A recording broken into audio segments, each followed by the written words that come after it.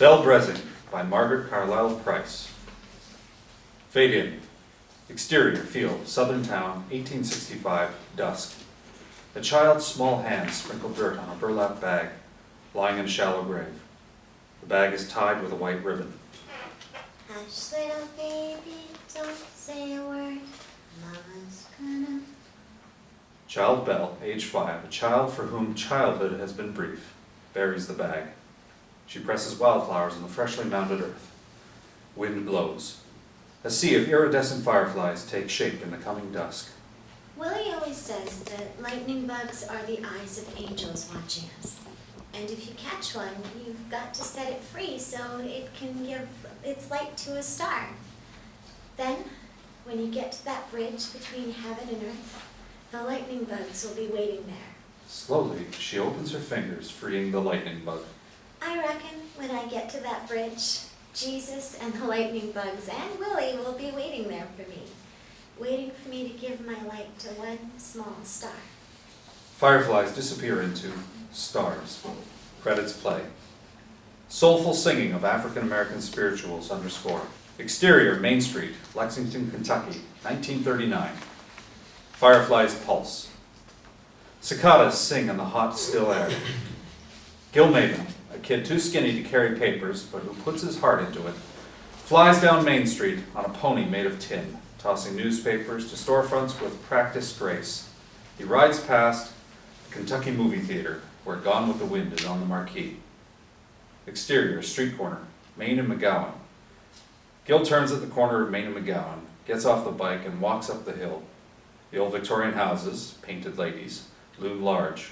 Overdressed, over-rouged, and powdered, they wait as street magicians to show their tricks, their flawless beauty in the shadows of night. Gil stares up past the last house on the hill, a two-story red Victorian with a sun porch. Exterior, 59 McGowan Street. Gil puts down his bike in front of 59 McGowan, carved into stone steps. There's an auction sign out front. Sensing a presence, he looks up at the second-floor sun porch, where a woman's emaciated face presses against the glass, then disappears. The curtain moves. Gil, nerves steeled, climbs the rickety stairs leading up to the sagging porch. He starts to put the paper down in front of the door. Suddenly, the front door opens and a caramel hand grabs Gil's wrist. Boy, get in here and eat some flapjacks. Gil stares up at Miss Flora's sizzling black eyes.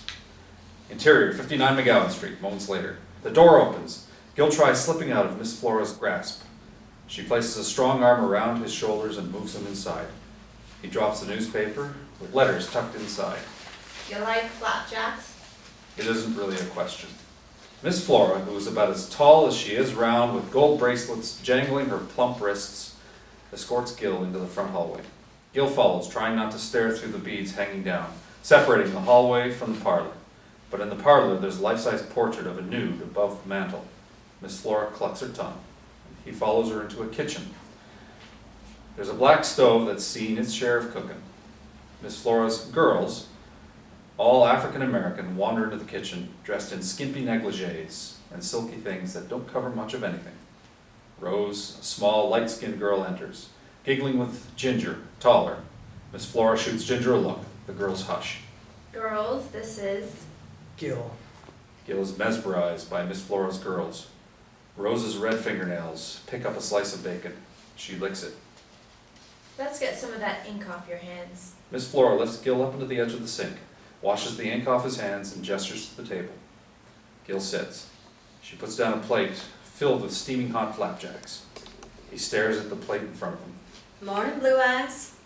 Sugar, a ginger-haired young woman with freckles, moves in closer. She is intoxicatingly beautiful and practically naked. Gil can't breathe. Baby, you've got the bluest eyes. Leave the boy alone, Rose. Gil feels a hand on his shoulder and dares to look at Lacey, larger and darker skinned than the others. She lifts her leg up into the chair next to Gil and laces up her shoe. Miss Flora spits. Grease crackles. Another younger woman, Lily Mae, wanders in, sits down next to Gil. He glimpses a flower tattooed on her breast. Miss Flora, bought Mr. Gill some of your hot chicory coffee. Oh, no thanks, ma'am. I don't drink coffee. Miss Flora opens a cabinet marked colored, takes a cup. You ain't never tried it. Sweeten it, Miss Flora. You want some cream, Mr. Gill? Miss Flora pours a cup from the coffee pot. Gil shrugs, cautiously covers the cup with his small hand. Well, I'll take that as a yes. Miss Flora sweetens it with liquor from a flask. She puts it down in front of Gil. Gil lifts up the cup to his lips. Sip it real slow so you don't burn your tongue, baby boy. You gotta sweeten it, sugar. Rose leans over and spoons sugar into Gil's cup. He sips the rich chicory coffee. All eyes are on the paper boy. He knows this. He takes another sip, then another, licking his lips. He grins up at Miss Flora. Boy, don't drink coffee. Well, I reckon I do now. Suddenly a deep wailing sound seeps down through the ceiling. Miss Flora sings out in a deep, strong voice, Amen. Amen. Amen. Sing with me, Gil. Miss Belle always loved to hear Pearl sing. Pearl's dead. Sing. The girls, all except Lacey, who lights another cigarette, sing, and the spiritual drowns out the sound of human despair, seeping through the floorboards. They sing, holding each other's souls, if not their hands.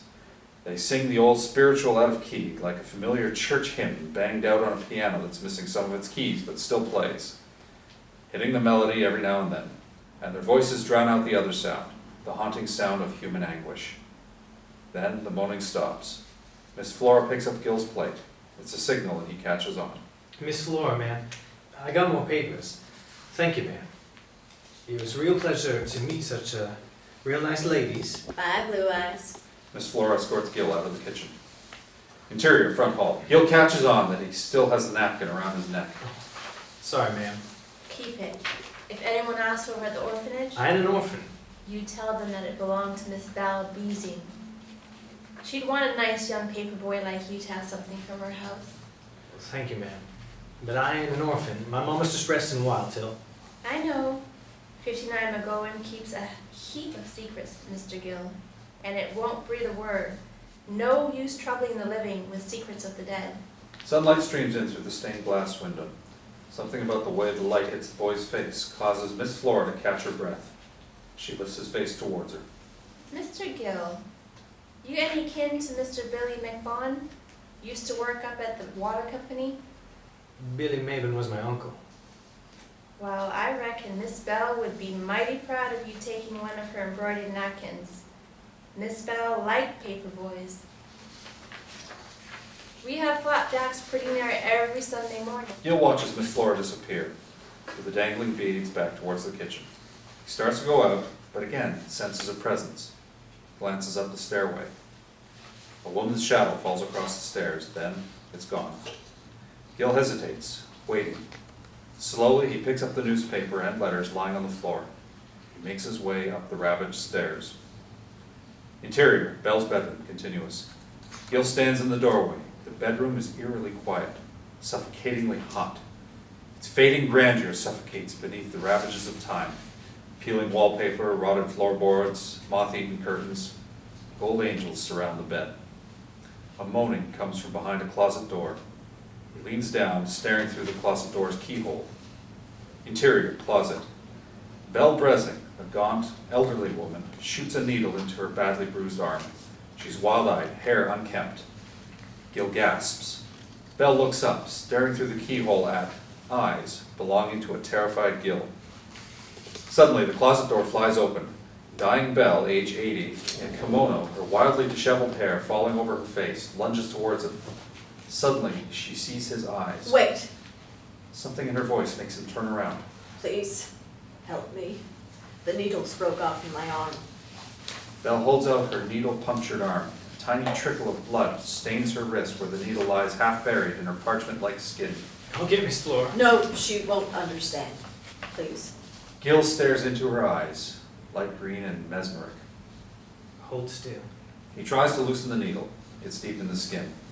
Slowly, he leans in and bites the needle with his teeth, spits it out. She starts to touch his face with her red-painted nails. Changes her mind. Take something. No, ma'am. I don't want nothing. Don't be so proud. All this will be gone soon enough. Gone with the wind, flung roses dancing, lost lilies out of mind.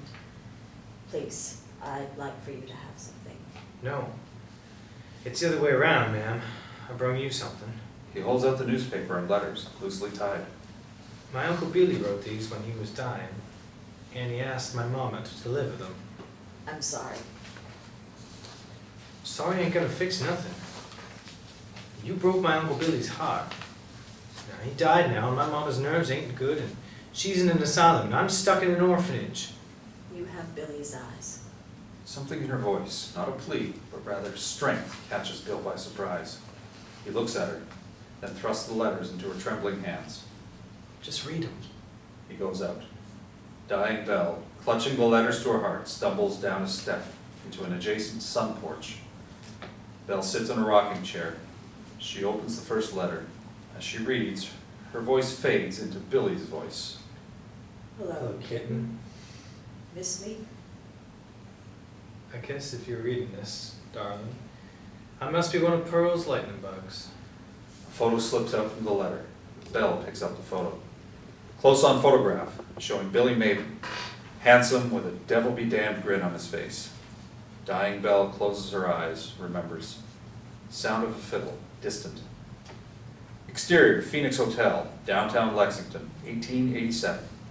Violin music streams out of the door as guests in coat and tails and gowns arrive. Billy Maben, early 30s, a charming rogue, playing a fiddle, flirting outrageously. There's something you got to remember before the last dance. And remember, kitten, you always promised that one to me. A banner across the ceiling reads, Charity Ball for Lexington's Orphans.